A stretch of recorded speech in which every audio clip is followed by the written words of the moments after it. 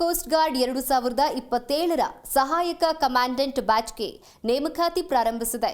July 23ರವರೆಗೆ ಆನ್ಲೈನ್ನಲ್ಲಿ ಅರ್ಜಿಯನ್ನು ಸಲ್ಲಿಸಬಹುದಾಗಿದ್ದು, ಇದರ ಬಗ್ಗೆನ ಹೆಚ್ಚಿನ ಡೀಟೇಲ್ಸ್ ಇಲ್ಲಿದೆ.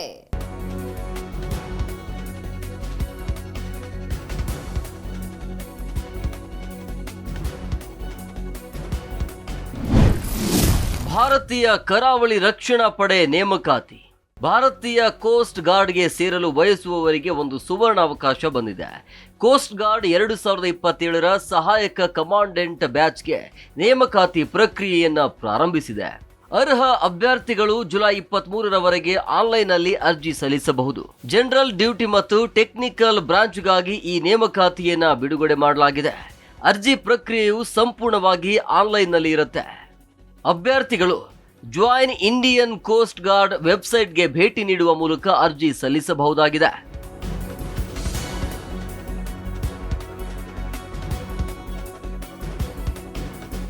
ಯಾರು ಅರ್ಜಿ ಸಲ್ಲಿಸಬಹುದು?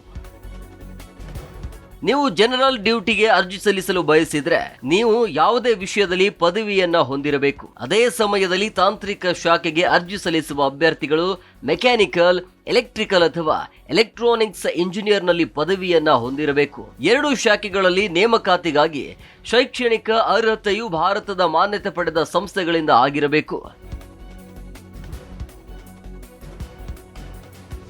ವಯಸ್ಸಿನ ಮಿತಿ ಎಷ್ಟು? ಈ ನೇಮಕಾತಿಗೆ ಸೇರಲು ನಿಮ್ಮ ವಯಸ್ಸು ಜುಲೈ 1, 2026ರಂದು 21ರಿಂದ 25 ವರ್ಷಗಳ ನಡುವೆ ಇರಬೇಕು.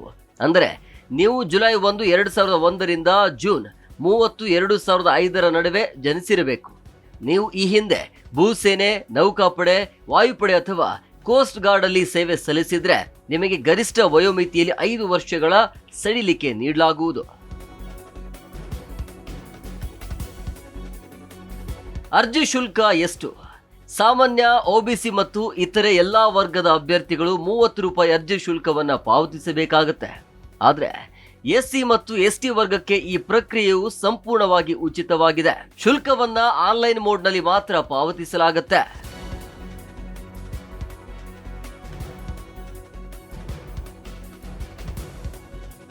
ಅರ್ಜಿ ಸಲ್ಲಿಸುವುದು ಹೇಗೆ? ಅಭ್ಯರ್ಥಿಗಳು ಮೊದಲು ಜಾಯಿನ್ ಇಂಡಿಯನ್ ಕೋಸ್ಟ್ ಗಾರ್ಡ್ಗೆ ವೆಬ್ಸೈಟ್ಗೆ ಭೇಟಿ ನೀಡಬಹುದು.